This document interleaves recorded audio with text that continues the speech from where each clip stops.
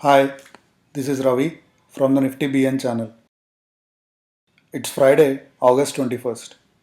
Time again for another technical outlook video on the Nifty 50 index.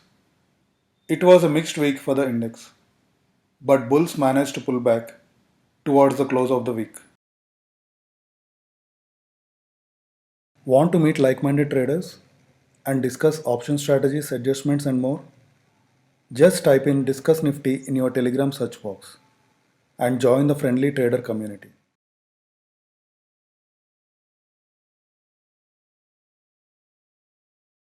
We are looking at the daily chart of the Nifty 50 index. On Monday, the index formed a doji candle and inside bar pattern on the daily chart, indicating indecisiveness among market participants, but ended a losing streak of 3 days.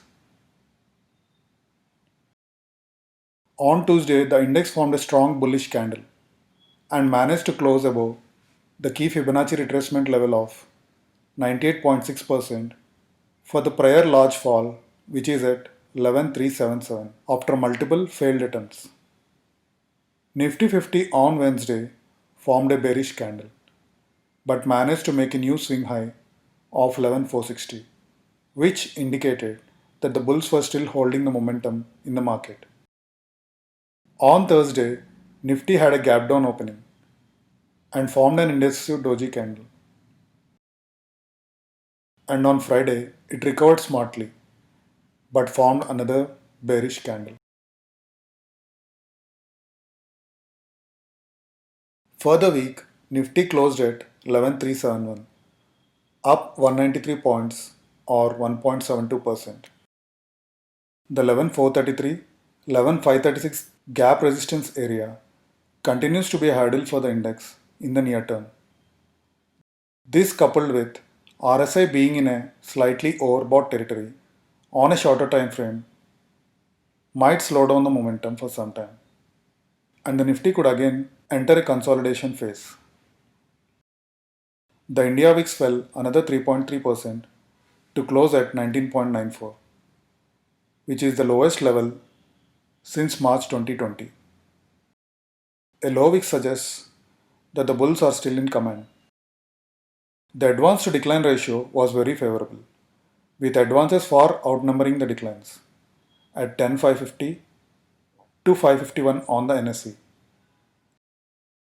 The banking sector, both public and private, along with realty, financial services, energy, pharma, FMCG, and auto sectors advanced in Friday's session, while decline was seen in IT, metal, and media sectors.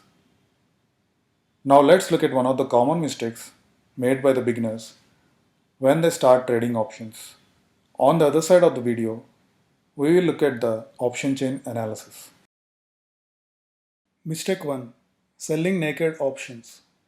Selling naked or uncovered options can be attractive when considering the number of potential winning trades versus losing trades. But the main problem with selling naked options is that there is unlimited risk if the underlying asset experiences an adverse move or a big gap up or gap down opening. Buying options means limited risk up to the premium paid and unlimited return potential should the underlying make a significant move. On the other hand, selling options means unlimited risk potential and limited returns up to the premium received. Just because the professionals are selling naked options and making big money doesn't mean you have to do it. You have to understand that they have the expertise you lack to quickly and efficiently mitigate any potential damage. Unlike buying options that you can almost set and forget, selling options require close monitoring.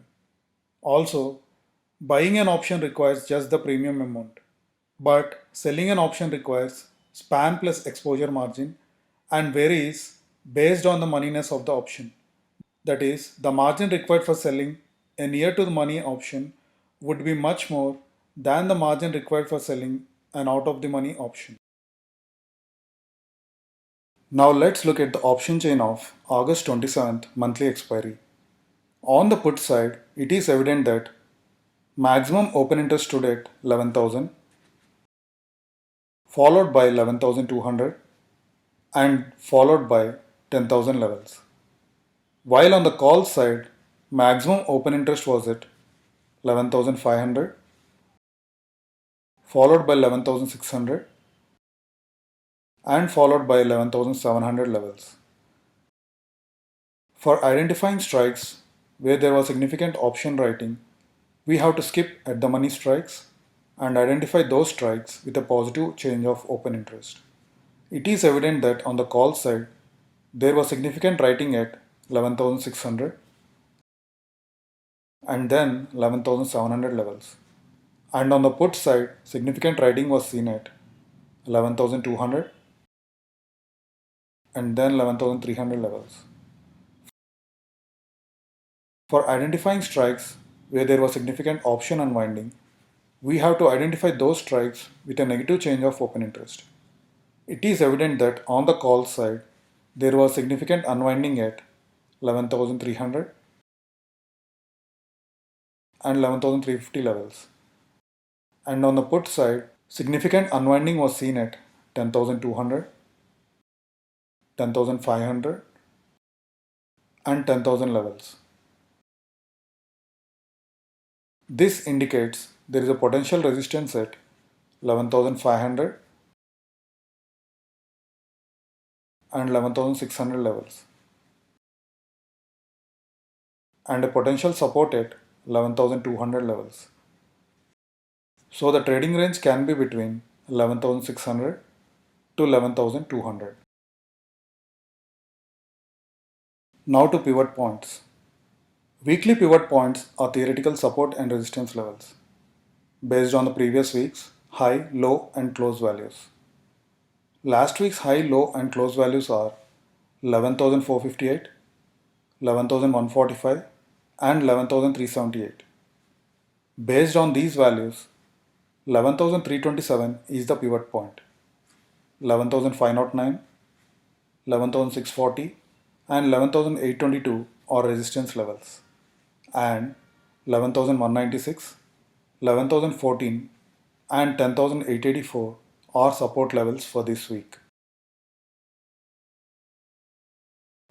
Going ahead, the 11,250 level and the recent low of 11,100 will be on the bear's radar, below which Nifty can roll towards 10,882, where the 200-day exponential moving average at 10,935 level is expected to provide support.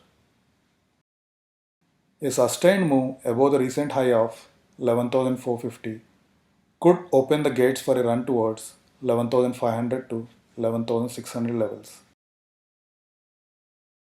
I suggest both traders and investors tread with caution for now and stay light on positions, as the RBI governor warned of a correction but did not specify any timeline. Thank you for watching. Please post any questions you have in the comment section. Also, do not forget to like the video and subscribe to the channel. To find us on Twitter and Telegram, use the username NiftyBN. Also, I post some of my trades to the community tab, so don't forget to check that from time to time.